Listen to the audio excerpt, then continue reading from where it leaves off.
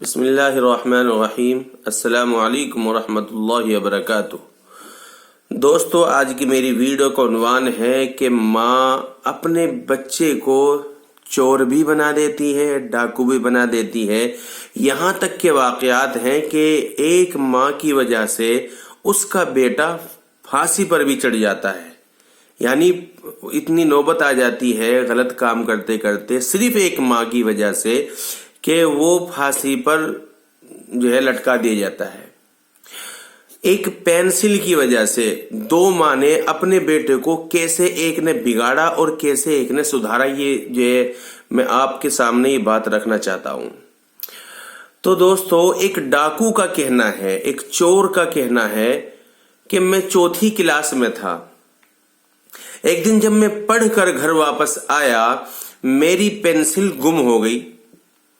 میں نے جب اپنی والدہ کو بتایا تو انہوں نے مجھے سزا کے طور پر بہت مارا اور مجھے بہت زیادہ گالیاں دی اور مجھے بے عقل کہا، اور یہ کہ مجھ میں ذمہ داری کا احساس تک نہیں ہے، اور بھی اس کے علاوہ جو بھی کہہ سکتی تھی وہ کہا۔ اس سے بچہ ڈر گیا۔ تو وہ کہتا ہے کہ اپنی والدہ کی اتنی سختی کے نتیجے میں نے خود سے پکا ارادہ کر لیا کہ اب میں اپنی والدہ کے پاس خالی ہاتھ نہیں جاؤں گا۔ اس کے لیے میں نے ارادہ کیا کہ میں اپنی کلاس کے تمام ساتھیوں کے قلم چراؤں گا۔ آنے والے دن میں نے منصوبہ بنایا اور میں نے ایک یا دو قلم چرانے پر اکتفا نہیں کیا، بلکہ اپنی کلاس کے تمام لڑکوں کے قلم چرا لیے۔ کام کے شروع میں تو میں ڈرتے ڈرتے چوری کرتا تھا، پھر نہ تو میں نے ماں سے پیسے مانگے اور نہ ہی ماں نے مجھ سے ان قلموں کے بارے میں پوچھ تاچھ کی کہ یہ قلم کہاں سے تمہارے پاس آئے ہیں۔ کوئی پوچھ تاچھ نہیں کی۔ آہستہ آہستہ مجھے حوصلہ ملا اور میرے دل میں ڈر کی کوئی جگہ نہ رہی۔ ایک مہینہ گزرنے کے بعد مجھے اس کام میں وہ لذت نہ رہی جو شروع میں تھی۔ پھر میں نے ساتھ والی کلاسز میں جانے کا ارادہ کیا۔ ایک کلاس سے دوسری کلاس تک جاتے جاتے آخر کار اسکول کے پرنسپل کے کمرے تک چلا گیا۔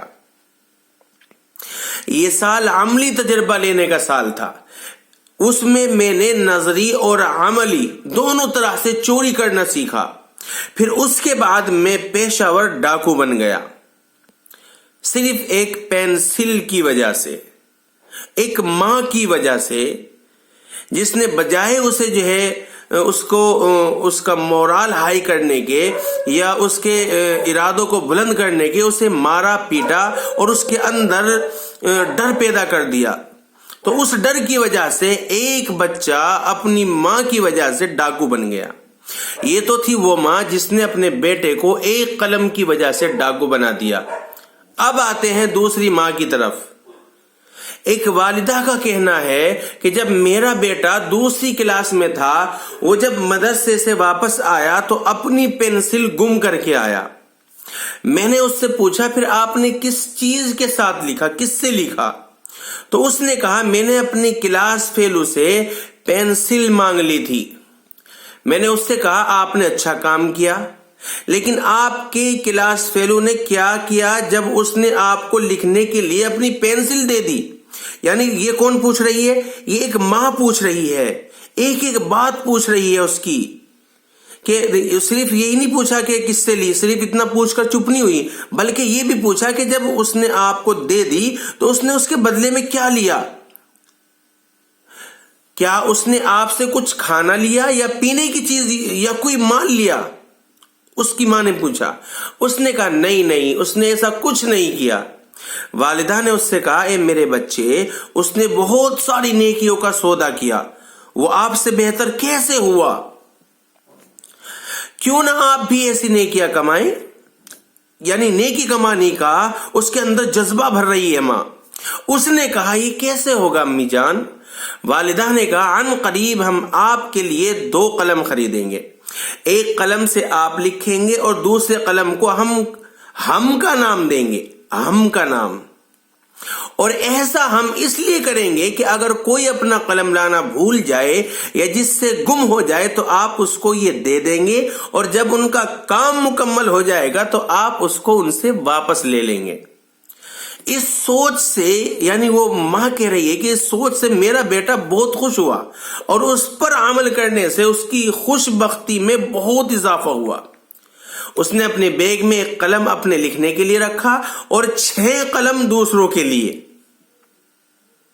اس واقعے میں سب سے عجیب بات یہ تھی کہ میرے بیٹے کو مدرسے جانے میں بہت دقت ہوتی، یعنی مدرسہ جاتا نہیں تھا، وہ بہت مدرسے میں جانا اسے سخت ناپسند تھا اور وہ پڑھنے میں بھی کمزور تھا۔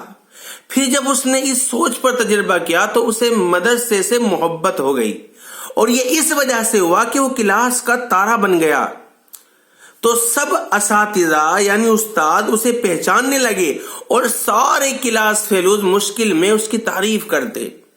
جس کسی کا قلم گم ہو جاتا وہ اس سے قلم لیتا، اور استاد کو جب پتہ چلتا کہ کوئی اس لیے نہیں لکھ رہا ہے کہ اس کے پاس قلم نہیں، تو استاد کہتے کہاں ہے احتیاطی قلم رکھنے والا۔ نتیجتاً میرے بیٹے کو مدرسے سے محبت ہو گئی، وہ آہستہ آہستہ پڑھائی میں بھی اچھا ہو گیا، اور خوبصورت بات یہ ہے کہ آج وہ اپنی تعلیم مکمل کر چکا ہے۔ اس نے شادی کی، اسے اللہ نے اولاد دی، لیکن وہ آج بھی نہیں بھولا، اور آج وہ ہمارے شہر کے سب سے بڑے ویلفیئر کے انچارج بھی ہیں۔ بہت اعلیٰ سبق ہے ماؤں کے لیے، بچوں کو اچھی سوچ دینا، ان کے نہ صرف دنیاوی اعمال اور کردار سنوارنا ہے بلکہ آخرت بھی ان کی سنوارنی ہے، جبکہ منفی سوچ اس کے برعکس اس کے اعمال کے ساتھ ساتھ آخرت بھی لے ڈوبتی ہے۔ بہت سی مائیں اپنے بچے کو اس قدر بگاڑ دیتی ہے کہ اس کا بچہ آگے چل کر کے چور بن جاتا ہے، ڈاکو بن جاتا ہے۔ بہت سی ماں ایسی بھی ہوتی ہے کہ کوئی بچہ یا اس کی چھوٹی بچی کسی کی کوئی چیز چرا کر کے لے آئی تو بجائے اس کو واپس کرنے کے اسے دبا لیتی ہے، اور اگر اس سے مانگنے جاتے ہیں تو پھر وہ کیا کرتی ہے، اس کو منع کر دیتی ہے، اپنی بچوں کا دفاع کرتی ہے چوری کی وجہ سے۔